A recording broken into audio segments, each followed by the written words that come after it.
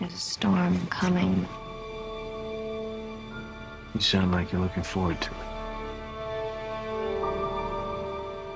I'm adaptable. What are you? Gotham's reckoning. What we're constructing here is a very, very elemental conflict between good and evil. Why didn't you just kill me? Your punishment must be more severe. Did they kill him? I'm not sure. It's the true completion. I won't bury you. Buried enough members of the Wayne family. It takes everything to a whole new level. We were in this together. And then you were gone. It's a multi-layered story with massive amounts of action. The Batman has to come back. Chris was able to amp up the stakes for this last movie and really take it to places that I don't think anyone's expecting. What if he doesn't exist anymore? She must.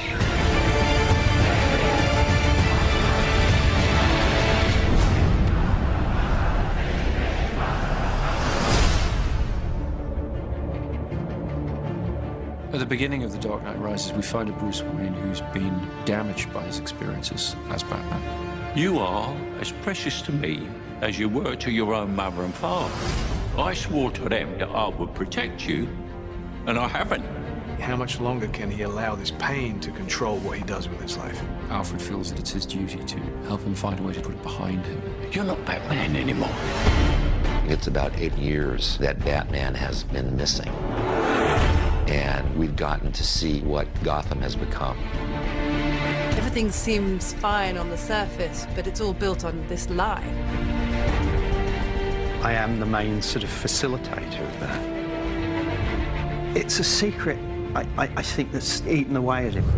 So The Dark Knight Rises is about how that affects Gotham and how things begin to get worse once again. And now is Bruce having to deal with a new threat to the city and to himself?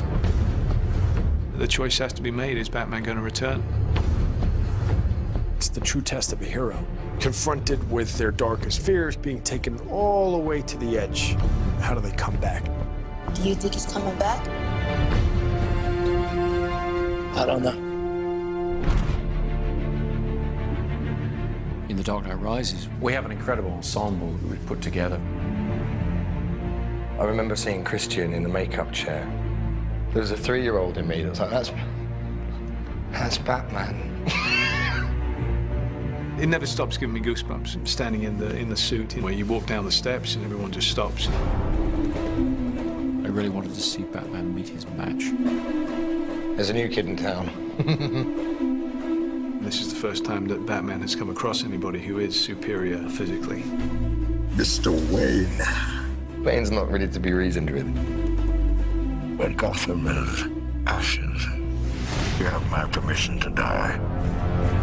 Some people want to watch the world burn, or Bane's come to pull the pin on a grenade.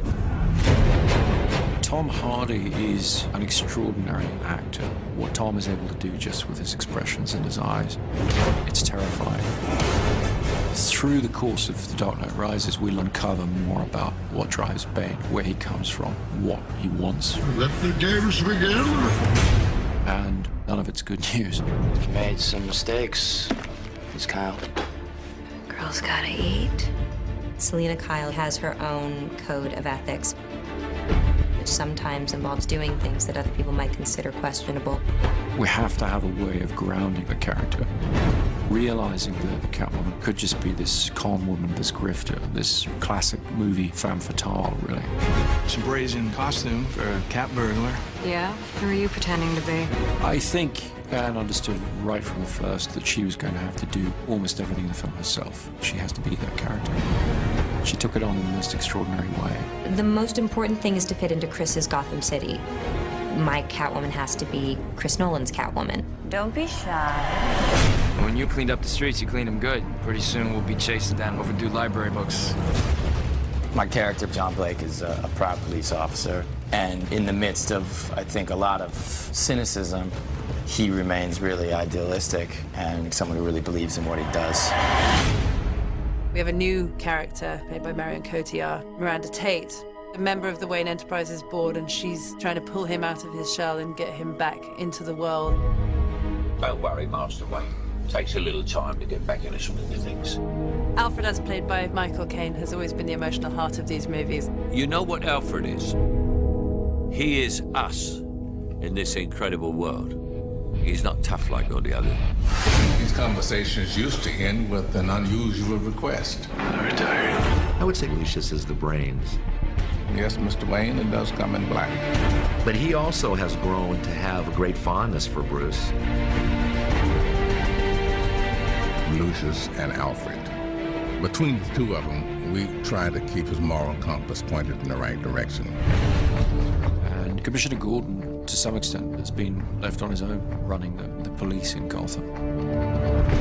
Jim Gordon really is the conscience of Batman, isn't he? What's great with Batman's allies is that they really bring interesting questions that Bruce has to answer in his life.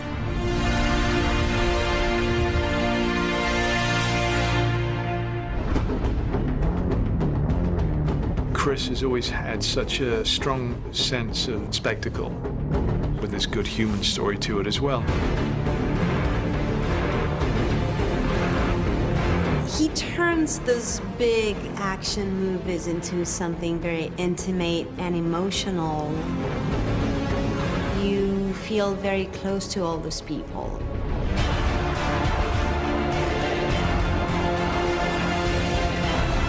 In every movie that Chris has made on the Dark Knight trilogy, he's been able to keep to great filmmaking in terms of the great characters and the great character arcs. He creates whole worlds that you really can get lost in.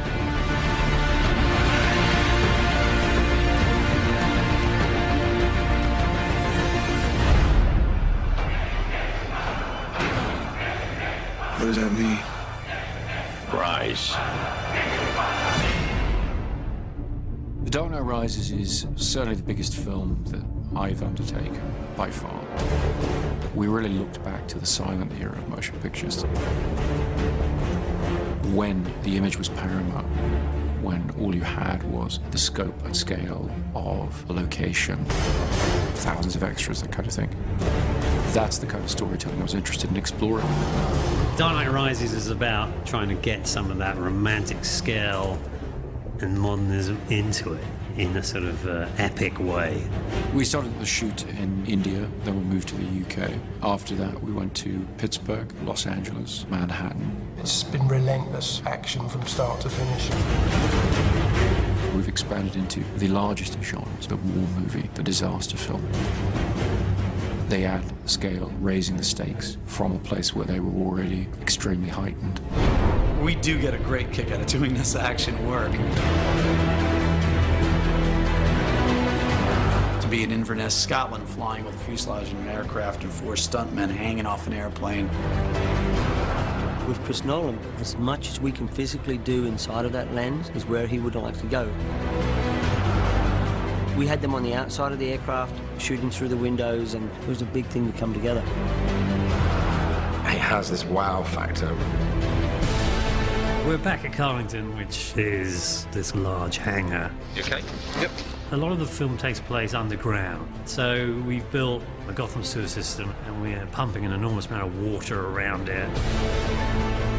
We wanted to fulfill the promise of Batman Begins, which is that Wayne Manor will be rebuilt exactly as it was, but that the Batcave will be expanded and brought forward technologically. My mother warned me about getting into cars with strange men. This isn't a car. One of the biggest creations was the new flying vehicle, the Bat. It's a big insect. It's nearly 30 foot long and 17 foot wide. It needs to travel very fast up roads. It needs to climb up over buildings. Chris Corbould and Chris's designs are just phenomenal. It's a wonderful new gadget. We have a big stadium that we have to blow up. The Pittsburgh Steelers have kindly allowed us their stadium. We We had almost 11,000 people turn up for one day's shooting to play fans of the Gotham Rogues.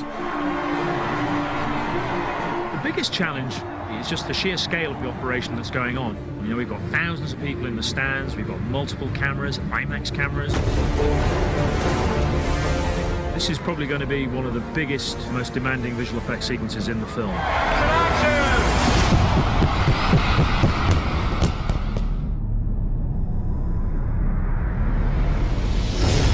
We needed to up the scale of the city, and there's only one place that you can do that, and that's New York. In the Wall Street sequence, there's a big battle between the police and all the mercenaries. They've got something like 1,200 extras.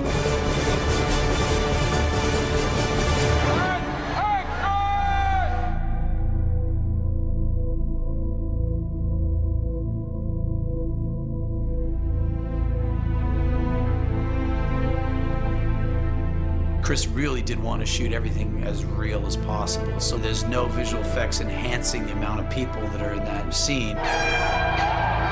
This was 8 months of preparation has gone into what you see here, working with the city, with the departments in order to control this set. Seeing that many bodies in the middle of Wall Street fighting each other, even if it was controlled chaos, it's still kind of like, wow.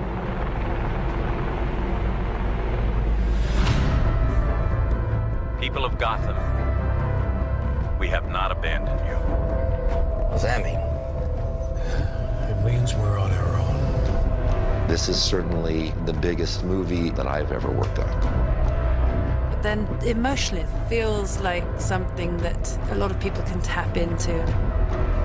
It's wonderful. It kind of brings things full circle.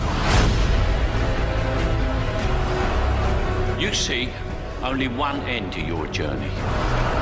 Sometimes a man rises from the darkness. Every great story deserves a great ending, and we've really tried to be true to that. The Dark Knight Rises is our attempt to give that great story its great ending. We will destroy Gotham.